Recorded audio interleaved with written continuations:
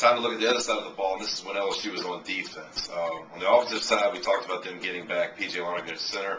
I look for LSU to also get back on the defensive side. Ken Adams at one defensive end. He was dealing with a minor MCL sprain, missed the entire Auburn game with 2 weeks off. I think he'll be back, and you can look for LSU's front four to be then back to normal. I think you'll have Adams and Montgomery with the healthy dose of Mingo coming in, and also LeVar Edwards, I think, is a bigger play in this game with his run-stopping ability when they want to go to a third defensive end. At the tackle spots, look for Logan and Brockers to be your two starters there. I think this is also a game where a guy like Josh Downs maybe factors a little more in. So far, he's been, I don't know if he's been leapfrogged, but definitely Anthony Johnson and Ego Ferguson have started to play more early time. I think Downs has a chance to play a good bit in this game, as does Ferguson, and then Johnson at the tackle spot. So those are your guys up front you can look for. At linebacker, Kevin Minner, he'll start the game in the middle. Carnell Hatcher probably rotates a good bit in there. Ryan Baker on the weak side. And it'll be interesting to see what they do with either the strong side back or if LSU decides to go more into a nickel set to stop this Alabama attack.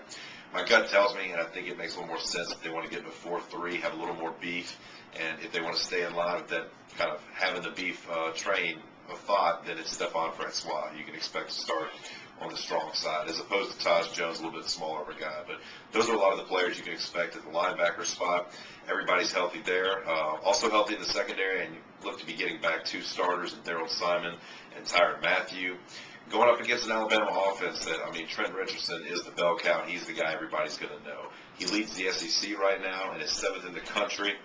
Trent with 989 yards rushing and 17 rushing touchdowns. That's already as many as Mark Ingram had in his 2009 Heisman Trophy season. So Ingram's the featured back. I think everyone knows it at this point. Great offensive line behind guys like William Vallejos, Barrett Jones.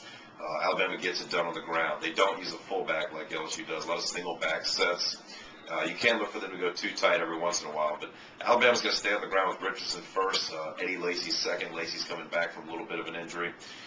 So expect those two guys to really do a lot of the damage. At quarterback for Alabama, A.J. McCarron. He's thrown for more yards, a good bit more yards actually than Jared Lee. He's at 1,664 right now, I believe. And the thing of it is, though, he throws it a good bit more than Jared does. He's thrown it about 200 times this year, 200 attempts. Jared's only 155. So McCarron's actually asked to do a little bit more for that offense than Jared Lee is. And he's done pretty well, talking about A.J. He's got 10 touchdowns, 3 interceptions. That's not as good as Jared's 13-to-1 ratio, especially considering he throws it less. But A.J.'s been pretty good. When he throws, Marquise Mays is going to be his main target out there. There's a couple other guys, including Kenny Bell, that can get it done, but I'd look for Mays to be the main guy, and also some tight end dump-offs. That'll be key. So for the LSU defense, it really is going to be about getting into holes and using their speed to really disrupt a lot about what Alabama wants to do. So big-time matchup of size versus speed, and last year went LSU's way. We'll see how it goes this Saturday.